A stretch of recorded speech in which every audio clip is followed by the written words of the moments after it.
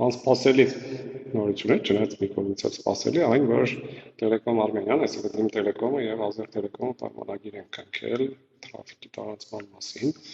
եւ կարևոր հարցեր եք անդադողում միանգամից փորձեմ պատասխանել։ Իրականում փաստացի ստացվում է, որ սահմանով անցնելու է, ոնց հասկանում եմ, երկու մալուխ եւ այստեղ մի կարևոր բան կա, կարծում եմ, այն է, որ ընդհանրապես տրանզիտը Հայաստանի ու Ադրբեջանի միջով այս պահին գոյություն ունի միայն երկաթուղային ու այստեղ մենք ենք կապվածության մեջ գտնվում, այսինքն Ադրբեջանը մեզ մոտակարարում է Ռուսաստանից օրինակ ապրանք, հատկապես հաշվի առնելով Լարսի խցանները, պլյուս բենզինի հարցը, Ռուսաստանը ոնց որ հեսա լուրջ ճգնաժամ է սկսվում ու մենք լուրջ կախվածության մեջ ենք կարող հայտնվել նաև Իրանի հարցը վերցնելով Ադրբեջանից վառելիքի հարցով, այստեղ հակառակն է, ինչ որ առումով, այն է, որ փաստացի այս տարածում, այս տրանզիտը Ադրբեջանին է պետք, այսինքն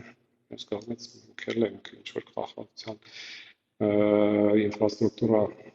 կառուցում, որովհետև իրենց է սա հիմնական պետք Նախճեվանի հետ կապվելու տեսանկյունից։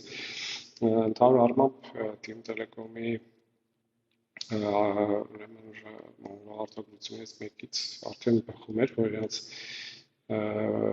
մալուխներով անցնող տրաֆիկը մոտ 10-15%-ն է հայկական։ Այսինքն փաստացի իրենք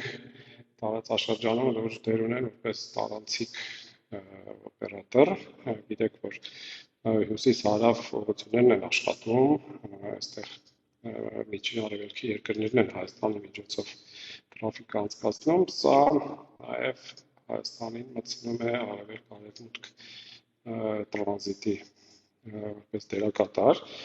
այստեղ մենակ Ադրբեջանը չէ, որտեղ նաև Ղազախստանի տրաֆիկը